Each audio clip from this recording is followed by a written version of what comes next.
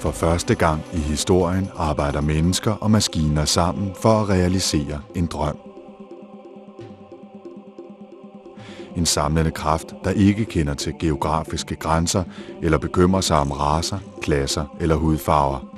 Det er en ny æra, hvor kommunikationen i sandhed bringer mennesker sammen. Dette er begyndelsen på nettet. Vil du vide, hvordan det fungerer? Klik her og begynd din rejse gennem nettet. Hvad skete der nu helt præcist, da du trykkede på det link? Du startede en informationsstrøm. Informationen rejser ned til din egen personlige brevsortering, hvor her IP pakker det, adresserer det og sender det afsted. Hver pakke har en begrænset størrelse. Brevsorteringen bestemmer, hvordan informationen skal deles og hvordan den skal pakkes. IP-pakken skal nu have en etiket, der indeholder vigtige oplysninger som afsenderadresse, modtageradresse og hvilken slags pakke det er.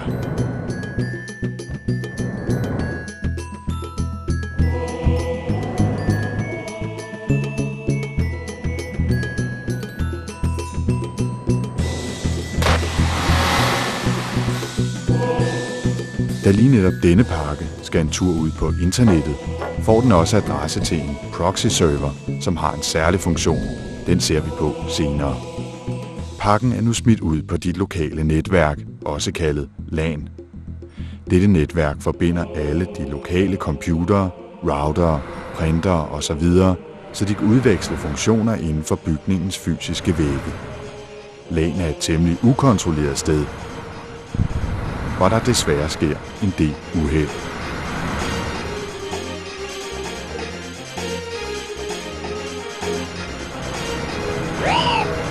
Landets indre motorvej er stoppet med alle typer information. Der er IP-pakker, Novell-pakker, AppleTalk-pakker. De går mod strømmen som sædvanligt. Den lokale router læser adressen, og hvis det er nødvendigt, løfter den pakken over på et andet netværk. Routeren.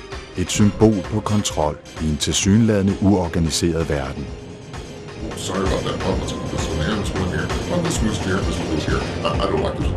Der er systematisk, ubekymret, metodisk, konservativ og nogle gange ikke helt oppe i omdrejninger, men han er præcis, i de fleste tilfælde i hvert fald.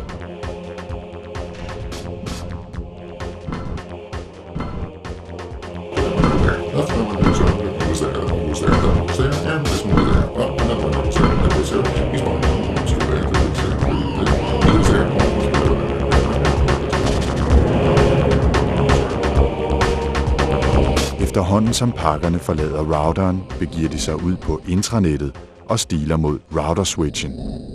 Den er en smule mere effektiv end selve routeren. Router-switchen smider hurtigt og behændigt pakkerne videre. En digital flippermaskine, kan man sige.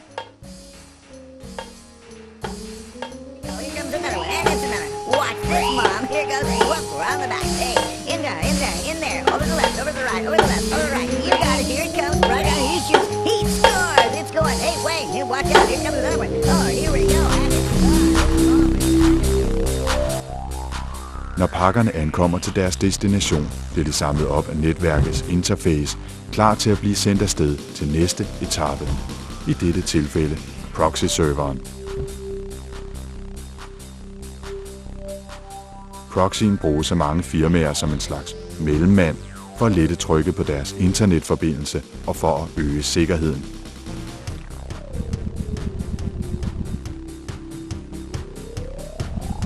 Vi kan se, at alle pakkerne har forskellig størrelse, alt efter indhold.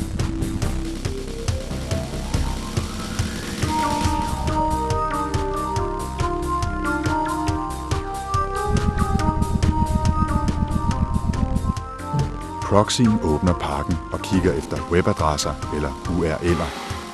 Alt afhængig af, om adressen er acceptabel eller ej, bliver pakken sendt ud på internettet.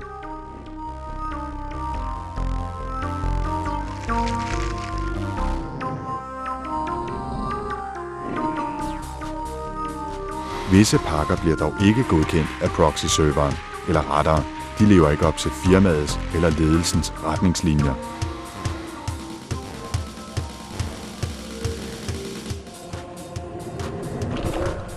De bliver hurtigt afvist. Vi vil ikke have den slags. Men for dem, der klarer den, fortsætter rejsen.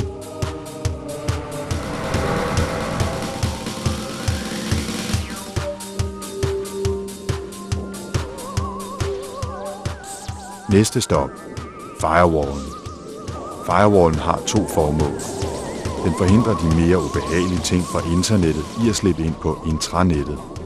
Og så kan den også forhindre, at følsomme forretningshemmeligheder og lignende bliver smidt ud på internettet.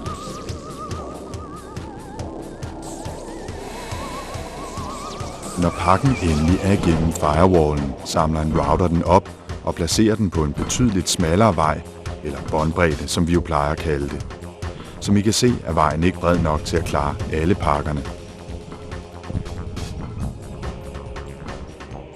Nu undrer du dig sikkert over, hvad der sker med alle de pakker, der ikke klarer rejsen.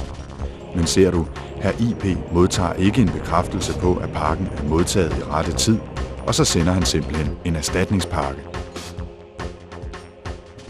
Vi er nu parate til at træde ind i internettets forunderlige verden. Et edderkoppespind af sammenkoblet netværk, der breder sig ud over hele kloden. Her etablerer routere og switches kontakt mellem alle netværkerne. Internettet er fuldstændig forskelligt fra det, du kender fra landets trygge rammer. Herude er det vilde vesten. Masser af plads, masser af muligheder, masser af ting at udforske og masser af steder at tage hen. Takket være et minimum af kontrol og regulering, kan nye idéer slå rod og udvikle deres potentiale til fulde. Men på grund af denne frihed lurer der visse farer. Du ved aldrig, hvornår du møder den frygtelige dødens ping. En særlig version af en normal pingpakke, som en eller anden idiot har udtænkt for at genere uopmærksomme hosts. Vejene, som vores pakker følger, kan være både satellit, telefonlinjer, trådløse eller endda transatlantiske kabler. De tager ikke altid den korteste eller hurtigste vej, men de dukker sandsynligvis op til sidst. Måske det er derfor, vi nogle gange kender nettet som World Wide Wait, det verdensomspændende venteværelse. Men når alt går som det skal, kan du komme kloden rundt 5 gange i løbet af ingen tid, bogstaveligt talt. Og det er for samme pris som et lokalt opkald eller mindre.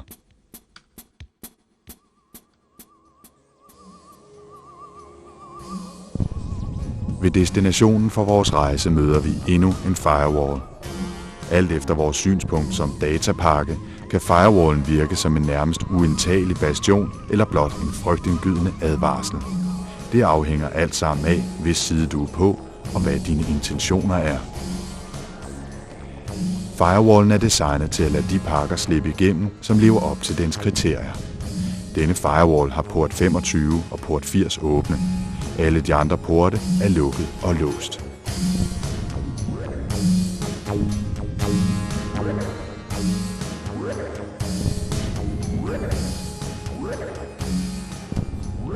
Port 25 bliver brugt til mailpakker, mens port 80 er til de pakker, der ankommer fra internettet til webserveren.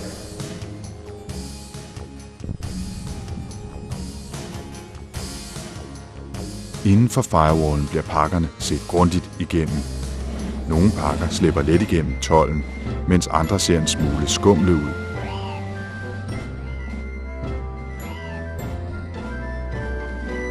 Firewallens officer lader sig ikke sådan narre, som for eksempel med denne dødens ping, der har forklædt sig som en helt normal pingpakke. For de pakker, der er heldige at nå hertil, er rejsen næsten over. Nu gælder det bare om at line op på interfacet for at blive taget op på webserveren. Nu til dags kan en webserver køre på mange ting. Alt fra en mainframe til et webcam til computeren på dit skrivebord. Eller hvorfor ikke dit køleskab? Med det rette udstyr kan du hurtigt finde ud af, om du har alle ingredienserne til kylling i karry, eller om det er nødvendigt at købe ind først. Og husk, at dette kun er begyndelsen på nettet.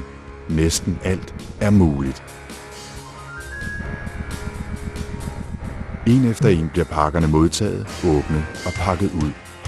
Den information, de indeholder, altså din forespørgsel om information, bliver sendt til webserver-applikationen.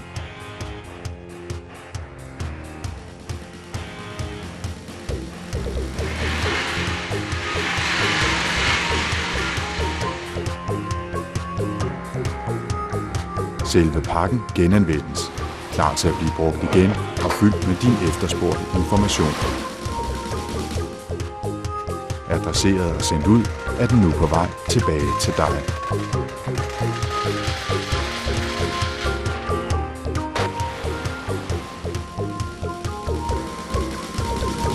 Tilbage gennem firewalls, routers og ud på nettet.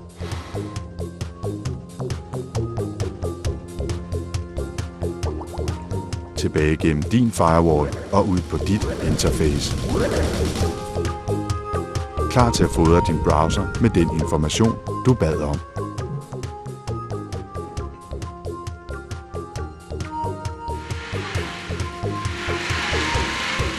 Og det er denne film.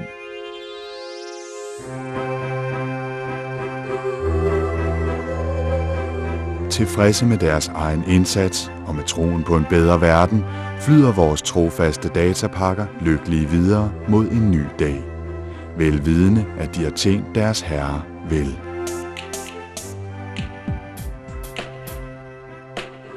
Er det ikke en happy ending?